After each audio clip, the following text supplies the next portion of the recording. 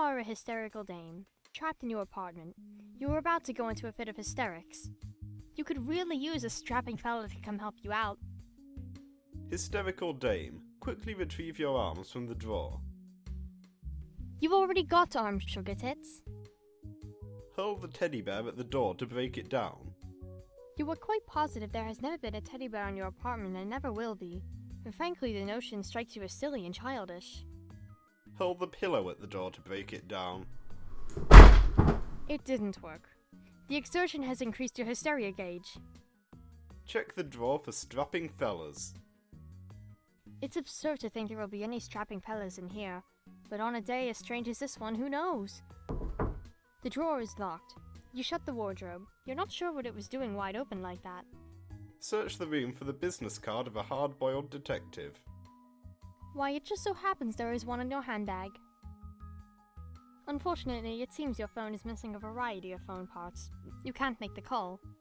Scream into your pillow to lower your hysteria meter. It seems to help a little. Search the room for the missing phone parts. They are nowhere to be found in the room. Facing east, you see your large bedroom window, of course providing its view of the breathtaking urban mural across the street. On the small table is a locked music box, the key for which you have misplaced. You really have no idea what to do. You're simply too hysterical to think straight. A stick. Enter the code from the sheet into the code machine. You punch the code into the code machine.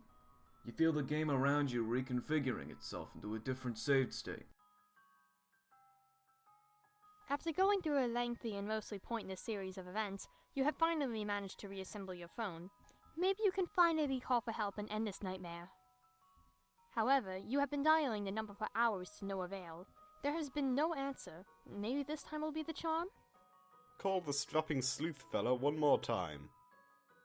The man on the phone answers in a hard-boiled manner. He explains to you gruffly that he'd love to help you out, sweetheart, but he's up to his neck in all this weird puzzle shit. He hangs up. You are a little disappointed, but can sympathize with his need to address the weird puzzle shit. In this state of the game, it appears the really convoluted puzzle has been solved. It probably took hundreds of pages to solve it. You've no idea who's clever enough to solve that Sudoku up there, or tall enough for that matter. The solved puzzle appears to have activated a blinking button on the control panel. A stick, push the button. It releases the lock on the hatch. A vertical column extends upward, but it bumps into the ceiling before the column's entrance can be fully revealed. There's not enough space for it to extend into. In this state of the game, you have finally finished falling. There is no one in the room, and nothing except for a magic medicine cabinet. Hysterical dame, grab the knife and let out a terrifying battle cry. You pick up the knife. Its cuddly comfort calms your hysterical condition considerably, and alliteratively. Suddenly, you flip out! Wielding the teddy bear has maxed out your hysteria gauge! This is very bad. Pickle Inspector, ogle the cabinet open. The medicine cabinet remains closed, however you do find yourself mildly disconcerted. Open the cabinet. Inside, along with some sort of dimensional rift, are assorted medicines. A stick, put yourself on top of the column and push the button.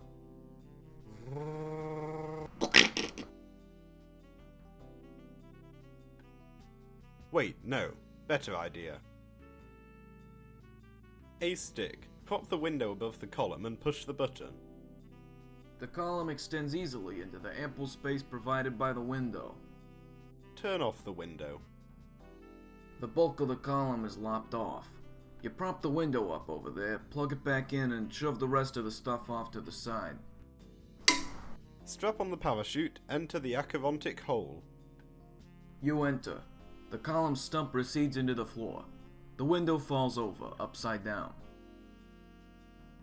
Hysterical dame. Stab. Stab. Stab. Stab, stab, stab. You're not sure why you're flailing around your cute teddy bear like this. You look a little closer and see something tied around its neck. Look closer. It's a music box key. You put it in your inventory. Open the music box. A dancer twirls and a sweet melody begins to play. The mirror becomes illuminated. Something is inside. It is a dashing man riding a noble mount. Your eyes meet. You are overwhelmed by feelings of longing. Is this the man of your destiny? The music stops and you put the music box down. There is something looming out the window. Your hysteria skyrockets. You feel dizzy, as if you are about to pass out. You wake up in a strange dark room. Was that it? Has your quest of the spirit ended? Are the elves pleased? On the four walls of the room are large stone busts. Each appears to be blocking a doorway. Attempt to move the weasel bust. It won't budge an inch! You're not surprised in the least, since you don't recall ever receiving a boon from the Weasel Kingdom. Something mystical is happening with the elf bust. It appears to be momentarily phasing out of this temporal plane. It looks like you can pass through it. Pickle Inspector, enter the cabinet portal. You hit your head against the rear of the cabinet, spilling all the medicine. You have a splitting headache. Maybe some of these pills will make you feel better. Blindly take a large amount of pills. You take a large dose of the powerful hallucinogens. You are a nervous broad. You wake up locked in your apartment. For a second, you thought you saw something disappear into the mouse hole. Ace Dick, deploy your parachute. You land in a mysterious realm. A small band of hogs is there to greet you in the hospitable comfort of a muddy wallow.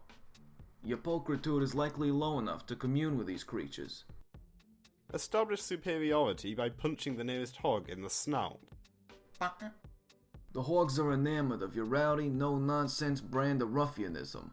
Your superiority has clearly been established. Their leader, Porkhurst, relates you to the woes of his kind. They crave salted melons, yet the prize is guarded by a loathsome enemy. Will you accept this righteous mission? Nervous broad, retrieve the lipstick from the bed. Ominously. You pick up the lipstick. It is a sultry shade of red. Nothing happens, but it makes you a little nervous. Examine the gazebo-ish model. It is a toy carousel affixed atop your full-length mirror. It will not turn or play its music without the carousel key. Close the medicine cabinet. You do not have the physical strength to close it. If only a tall, brawny fellow would stop by. Maybe that Pickle gentleman you remember reading about somewhere. Where was his card again? As you push the mirror, you notice your own reflection. Your frayed nerves have caused you to look dreadful. Your makeup could use some freshening. Problem Sleuth, enter the door. You enter the control room. Hey, look! An old-fashioned code machine. You wonder if there are any codes lying around to punch into it. It's a pigsty in here! You wonder what slob was responsible for this mess. Problem Sleuth, check your score. A stick. Imaginary lives. 1. Score. 50,580. Rating. Brusque mug. Sacred urns toppled. 0. Problem Sleuth. Imaginary lives. 1. Score. 78,150. Rating. Stand up, Johnny. Mystic ruins desecrated. 0. Pickle Inspector. Imaginary lives. 2. Score. 46,030. Rating. Preternatural wise guy. Hallowed tombs defiled. 0. Nervous broad, apply some makeup. Something about this idea makes you very nervous. You proceed with nervous caution. Suddenly you flip out. Wielding the lipstick has maxed out your nerves gauge. This is very bad. You drop the disconcerting instrument. You may think twice before picking it up again. You're not sure if your nerves could take it. Ace Dick, accept your righteous mission. You blindly accept and begin gathering melons into your parachute. It appears your intrusion is unwelcome. A weasel nearby is flipping the fuck out. Politely ask the weasel to calm the fuck down. You consider how to phrase the diplomatic request, but you come up empty. Your etiquette monstrance has no mana sight shards. You beat the weasel to death with your monstrance. Problem, Sleuth. Go get the pig poster from Ace Dick's office. You go down the elevator and grab the poster. As you suspected, there is a game code printed on the back. Go back up. You return to the control room, but first you stop in your office and grab your window. You've grown fond of the thing, and sort of missed it. You think it might be cool to have around for whatever reason. Nervous bored, examine the mural in order to calm your nerves. It's not working. The mural's just too unpleasant. Nervous bored, search the room to make sure it contains no fancy Santas. You are quite sure there are no fancy Santas to be found in your room. But just to be absolutely certain, you look around. Wait a minute. Is that... Oh fuck! It's a bunch of fancy Santas! It is your prized collection. They always help to calm your nerves. It appears that one is missing. Pick up the card next to the phone. You pick up the business card. Call the fella. The tall, brawny fella does not seem to have a phone. Your nerves have elevated again. You accumulate enough worry points to add a new nerve tech to your arsenal. Level 3, Case of the Vapors. You are about to pass out. Ace Dick, return the melons to the pigs in a manly fashion. You can't. A band of enraged weasels is hot on your trail. But there's Parkhurst. Sweet Parkhurst. He guides you into a hole in the tree trunk. Parkhurst has gratefully accepted the melons and departed, but not before leaving you with a profound quest of the spirit. Against the wall is a magic buffet table. Plated on its surface is a gorgeous feast. Open the buffet cabinet. Throbbing magical energy is concealed within the furnishing. Problem, Sleuth? Decipher the code using the Enigma machine. You enter the game code from the pig poster. The universe around you begins to change. This code has taken you to an earlier point in the game. You are Ace Dick, with no conscious knowledge of what just happened. You have a strange sense of deja vu. You're about to take a parachute from the panel, but you space out and forget to take it. There was something else you were about to do, what was it? Oh yeah, go through the window. You land on the side of the enormous beast. There's something familiar about this situation as well. Something unfortunate's about to happen. Quick, hop into the storefront before the beast disappears. You head for the window and notice an enticing skull along the way. Ace Dick, ignore the portal. There's victuals to be had. You disregard the mysterious gateway. You'd probably only bump your head on the back of the thing anyway. You partake in the mouth-watering feast. In spite of your tremendous stomach capacity, you pass out from overeating.